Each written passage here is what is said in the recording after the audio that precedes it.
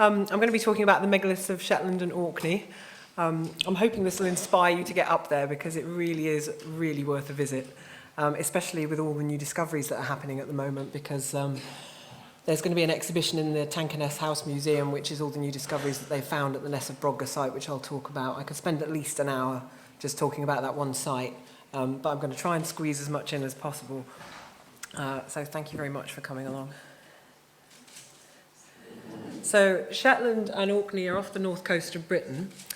Shetland is situated about 110 miles off the north coast, and it's actually equidistant, pretty much equidistant from Britain to Norway. So the influence of both of those cultures can be felt on these islands, the influence of both of those kind of megalithic cultures. And it comprises about 100 islands, although a lot of those are just little lumps of rock. So really, if you're going to visit, you would be able to do the whole place in a couple of weeks and see most of the main sites. And Orkney comprises of about 70 islands, and it's actually only situated about 10 miles off the north coast of Britain. So I'm going to start with Shetland.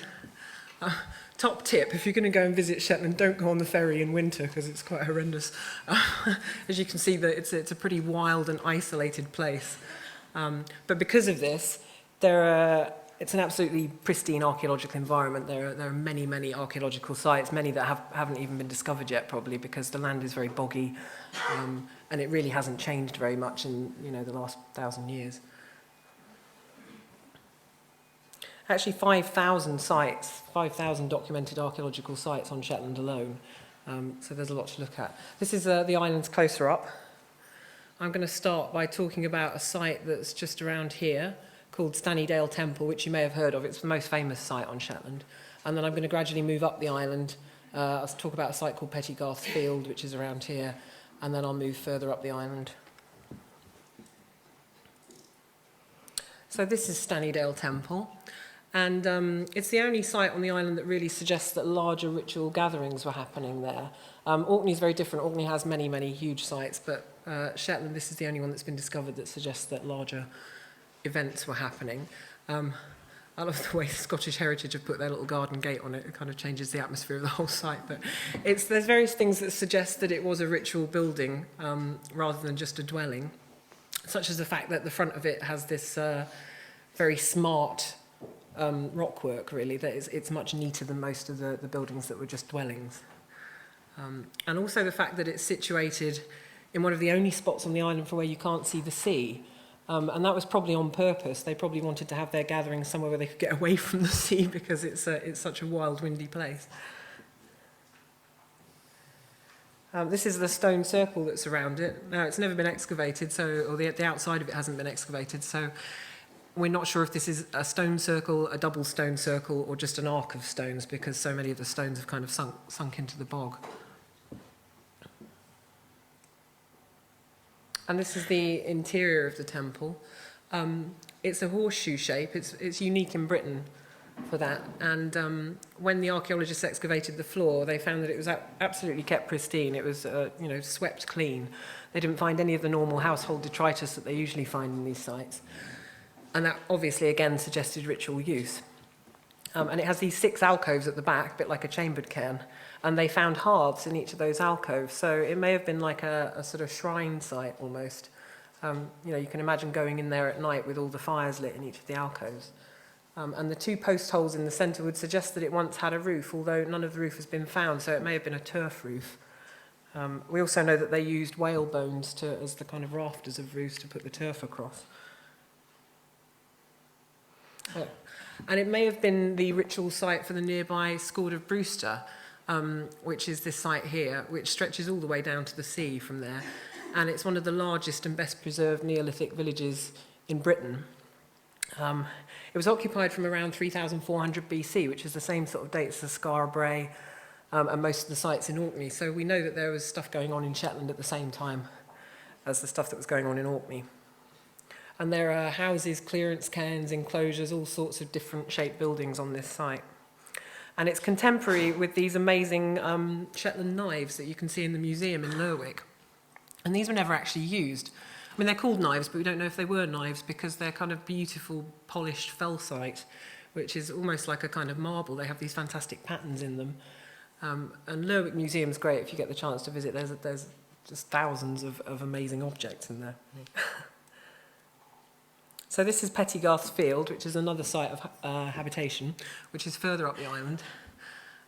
Why they chose this site for a place to live, I'm really not sure, because the day I went there was terribly inclement, and I thought, God, I wouldn't want to live here.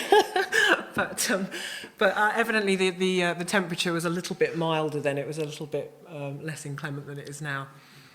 You can just about see the stones here, and this site stretches all the way up this field. And it's in an amazing state of preservation, really, because it was buried beneath the bog. And not only that, everything they built was stone on these islands because they didn't have any wood. The only wood, really, was bits of random driftwood that had floated up and very, very tiny, spindly trees. There's even fewer trees now there than there were then. In fact, there's only one house with trees, and everybody's jealous of the guy who owns the house. He's the guy with the trees, you know. Two of the buildings stand out at Pettygarth's Field. This is the Oxy House, or the Oxy House, if you want to say it Shetland style, which is very much like a chambered cairn in layout. And again, the floor was kept scrupulously clean, so it probably was a ritual site. And next door to this is the Beanie House, which is a circular, again, a kind of heel-shaped cairn. 33 kernstones were found buried here. So whether all the ladies were getting together to do their grain milling or whether there was some kind of strange ritual use for that, we don't know. And also a spring has welled up in the centre of this building. We don't know if the spring happened later or if it was actually originally built around the spring. We don't know.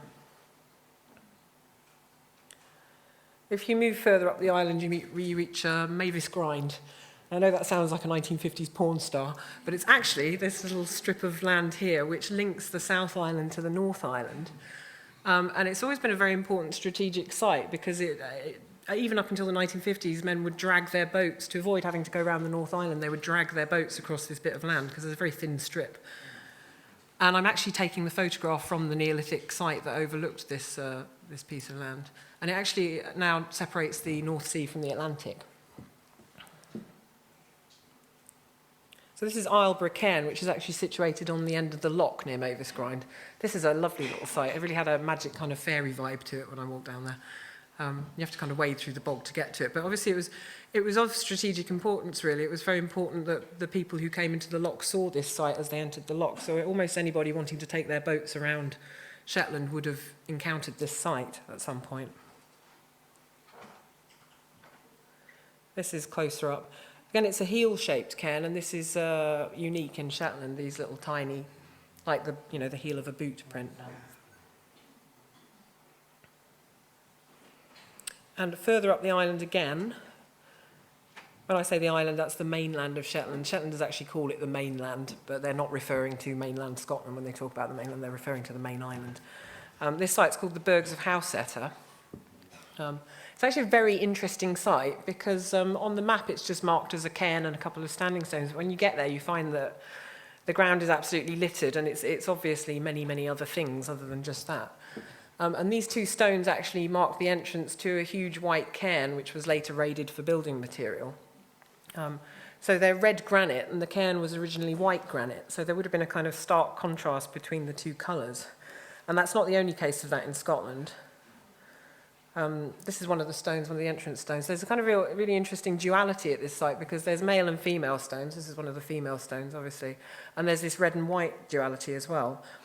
And the other site in Scotland that has this kind of duality is near Inverness, called Clava Cairns. And they used the red and white stones within the cairns to indicate, much in the same way that they do at Gavrony in France, to indicate certain astronomical alignments. So there'd be a white stone to represent a lunar alignment. That kind of thing. So this other cairn at the site was specifically red. So they went to a great deal of trouble to just collect the red stones into one area and the white stones into another area.